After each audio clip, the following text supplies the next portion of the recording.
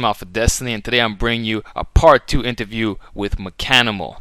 For those who don't know, I've been following for years, and he's a guy that I highly recommend you all subscribe to. Real deal, natural muscle, being an overall badass athlete. The revolution will not be televised. The revolution will be live.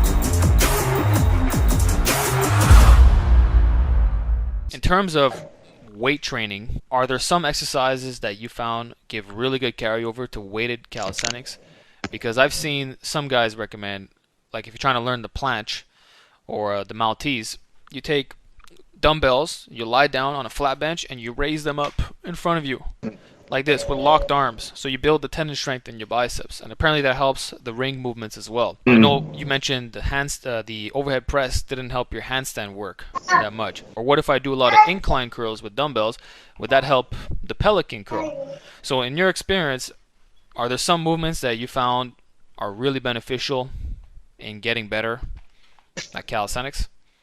Not that I can really think of, because I feel like to be good at those calisthenics movements, you have to train the movement themselves, and there's no way around it. Certainly, you have some freak of nature who can just try the first time and get it. But from my experience, using some, because there's some time I have tried to use some accessories to reinforce my skill work. It hasn't really been helpful. Like Really? that movement that you mentioned, I've tried that as well, but it's just that the the load will be uh, Insignificant? so insignificant because the planche itself, especially when you weigh and you have the lower body mass of that as hefty, it won't. I think that's probably the reason why I don't feel much of this movement being helpful. Maybe if I was much lighter and don't train legs, it could be a different story. Because uh, if I recall, some gymnasts, high-level gymnasts, use some of these movements. So it's not like something that calisthenics athletes have invented overnight. They just use some of the protocol that coaches like Summers and others have used for their athletes.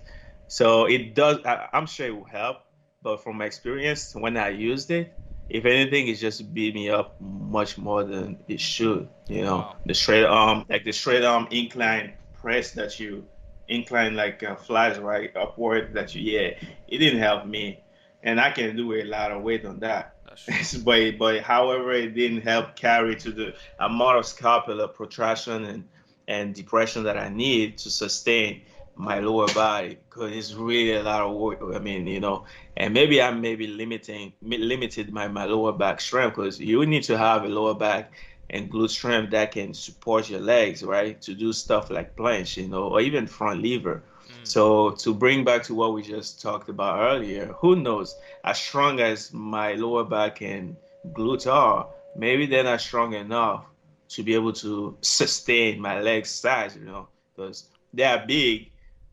Obviously, they're strong, but they're pretty big, I mean, because you have some who have strong legs who don't have as much size. But I do have the size, probably that I don't, that with the strength that don't go with it, but the size is there for sure. So, and that's genetics, I mean, to a certain extent. I mean, on top of the amount of volumes that I did thousands of pistol squat over the years. Very good. And that's super high volume and New York style training or bodyweight training that I did the first 2 years when I didn't touch any weight at all.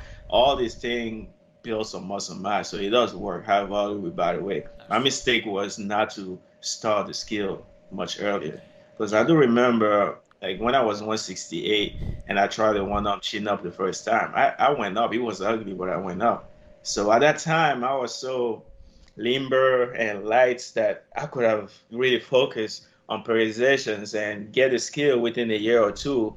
And that would be much easier now to maintain while, chasing What's extreme strength. But now I have to do everything, I mean, upside down. Like it's after getting the mass, how to get the skill is It's a it's lot a harder. whole lot harder, which is okay. It's fine. You make mistake, and which makes me excited when I program for my clients who wanna pretty much Oh, they're where you were which at. goes goes Like like me. me. Yeah, because it's hard to find people who aspire to be like you, right? They have specific things. So I get like it's like a kid in a candy store. Because then I want to give them what I didn't focus on at the beginning of my journey, and it's been amazing so far. Like this one guy that I've been posting the progress. Like we worked for a year, and it's been amazing. And he's been doing like awesome, man. I'm like, I wish I had that guidance when I first started, because now Yeah. he doesn't have to make mistake, error, and trials. And I feel like yeah, he will get really strong, possibly stronger than I am. Wow. If by the time 10 years of training, Stays on it's the only same been a path. year. Yeah. If it's the same path, oh yeah. And Yeah. my dream is to have a disciple, right? Not necessarily client, because after a Ah, while of training with me, I'll do that for free. Then it become more like student and master thing, you know. that's cool. So, but until I build like a base where I can make a living, like a normal living, and we have to worry about stuff, then I will have to charge. So Exactly. that's when you know it's not just about the money. I love the craft. It's just that you have Absolutely. to make a living doing what you love. But ultimately, the dream will be to just make people reach heights that they never thought they would, which will happen. So I'm Yeah. excited about Well, it. your Yeah. your your work speaks for itself, and you have the evidence with your clients. And yeah, it's No. So yeah. So for the transference of the weight movement, I think it does work. But from my experience, no, none of them helped me so far. Even for the iron cross I've been so working on, yeah. my tendons, I've been doing a lot of volume, all kind of work.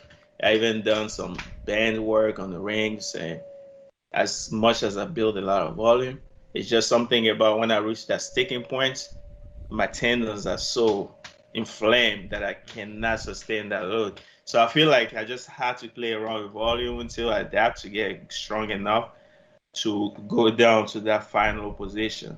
But I Okay. feel like doing all this dumbbell work did not help. I had to work through the variation of the movement itself to Okay. get me So it's all there. about the Yeah. micro progression and getting very specific with those lifts Right. because Mhm. you can't equate it given the fact that we all have different leverages and you have bigger legs and you have a lot of muscle mass on you. You're doing this in reverse than from what most people start off with, you know?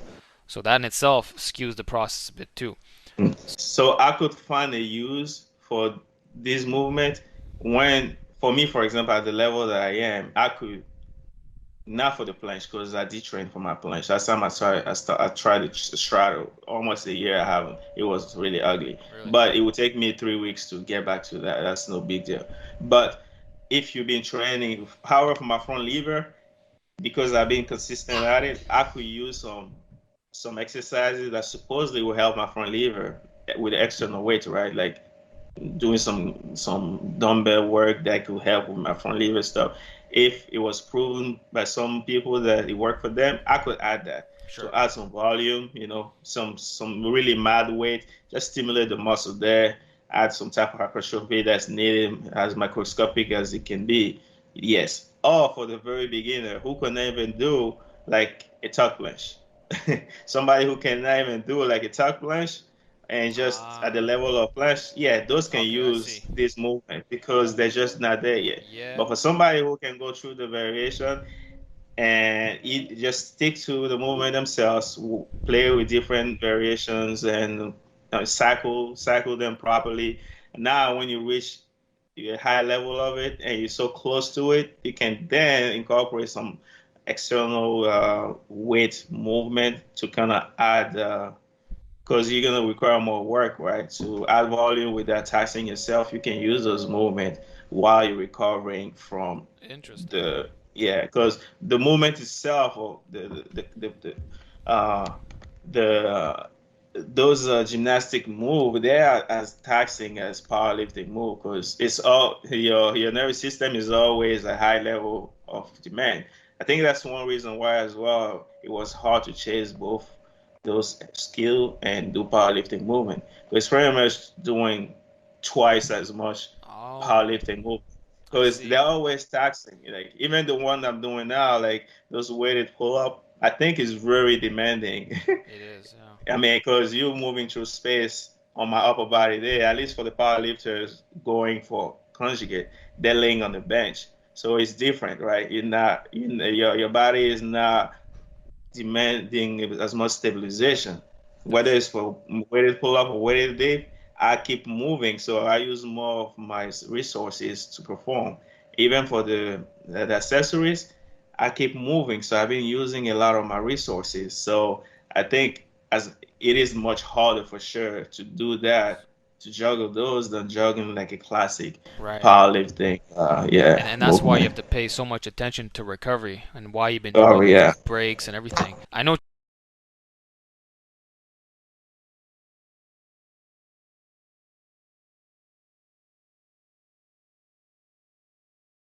The revolution will not be televised.